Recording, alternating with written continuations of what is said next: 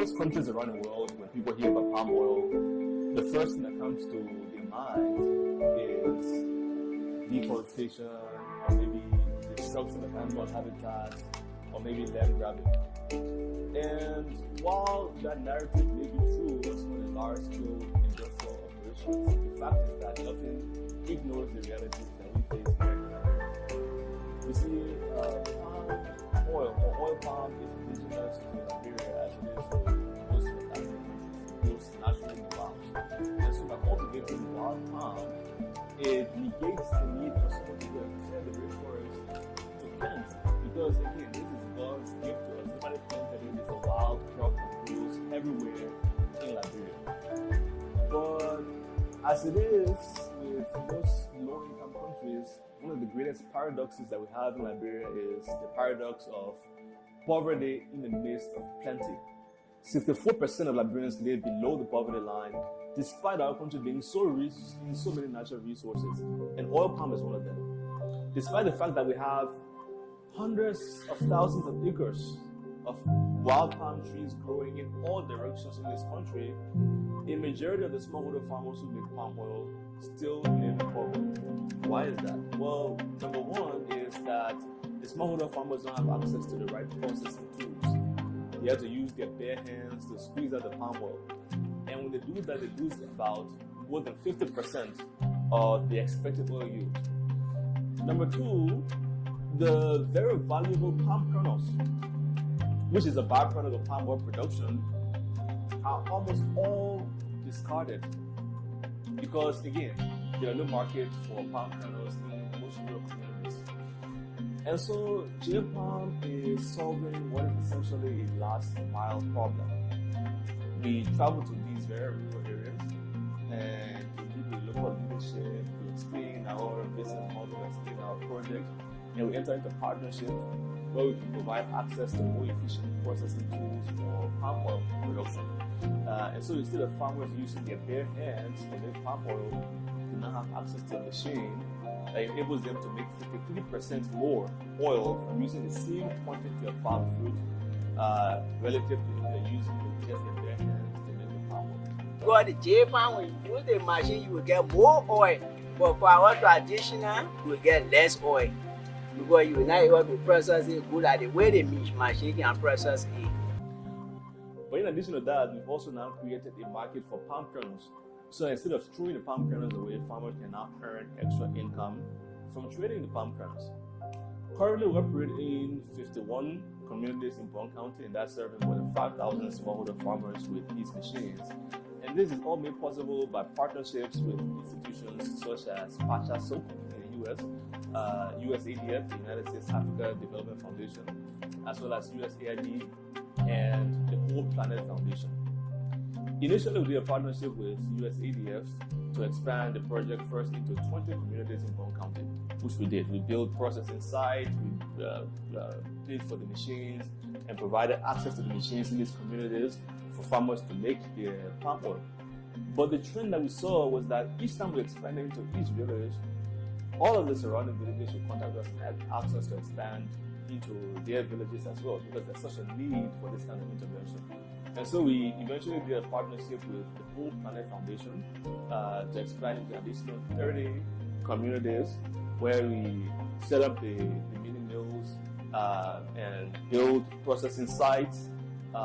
And with the Whole Planet model, what we're studying is the potential to now transfer ownership to the communities after a certain period of time.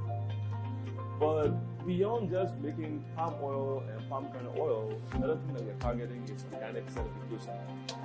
The wild palms that we are processing are organic by default because those are natural palm trees. Nobody uses any chemical fertilizers on them or any kind of pesticides. So they're fundamentally organic. But the challenge now is how do we make sure that we maintain the organic integrity during the processing phase, so that there's no harmful chemicals or no inorganic inputs come in contact with the palm during the production process. And so through the help of USAID, we are now investing in setting up what we call an internal control system to make sure that the farmers receive the training that they need, to make sure that they receive the tools that they need to produce the oil so that the palm kernels that come out of there can remain organic. Through USADF, we've also built a palm kernel processing factory that has the potential or has the capacity to process 25 tons of palm kernel per 24 hours. And through that same grant, we're able to buy the trucks and the other logistical tools that we need to produce palm kernel oil. So everything comes together quite nicely. USADF and Hope Planet Foundation help us to invest in the infrastructure to expand into the communities, and USAID is helping us finance the organic certification costs, so that once, hopefully before the end of this year or by early next year, once we get organic certification, we'll now be able to start to export the palm kernel oil to markets in Europe and the US, which will enable us to fetch a price premium. The premium now will allow us to pay more money to the farmers that we're buying the palm kernels from. Now, when we started this journey, there was no use for the palm kernels. The farmers would just threw the palm kernels away after producing palm oil. And now we've effectively been able to create a whole market around palm kernels, so that we're now even talking about organic certification and now talking about paying even more money to the smallholder farmers for something that just a few years ago was considered as a waste. And so this makes me quite happy, because it's been a very long journey. We started this journey 9 years ago in June 2013. And now we have seen it all come together. Where we have palm oil production that's happening in very rural villages, very remote villages that nobody even thought to have this sort of mechanization happening. But then beyond that, we also now have the palm kernels that used to go to waste in there. We now have the palm kernels that we are processing in our own factory that we own into palm kernel oil. And we are using those palm kernel oils to create all of these amazing natural skin and hair care products that you see around us here in our store in Monrovia, that customers can now come in and purchase some of these products which they love, that they use for themselves, but the income that comes from there now goes back to the smallholder farmer in the rural communities. And once we now begin exporting some of the palm kernel oil in the national market as organic palm kernel oil, it will enable even more money to flow into the hands of the smallholder farmers. And so the way I see it is the funding that we receive from institutions such as USADF, USAID, and Hope Planet Foundation are seed investments to catalyze this vision that we have, which is really to become self-sustaining.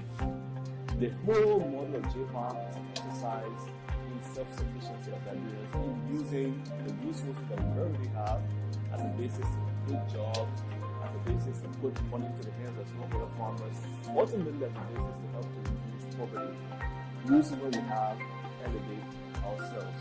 And in the process, we're now bringing other Liberians support, because somebody will be walking to a Conifer store today and buy a lotion, buy a bottle of oil, buy a shampoo, and they may not necessarily know what impact they are creating. But that doesn't matter, because they are creating impact. The revenues that we're generating from here is going back into the communities. And it's really this sort of circular economy that we're trying to build, which will help us to sustain our impact in long term, enable us to expand into even more communities, enable us to help more smallholder farmers make more money, enable us to help communities move people out of poverty. Because what happens is, when a smallholder farmer makes more money, they are now able to maybe send more children to school, they're able to invest in their families, invest in their own health, save some of that money. And that's what it's all about. At the end of the day, it's all about us ensuring a better foundation, a better future for the next generation, by harnessing our natural resources to create jobs, to create viable, sustainable livelihood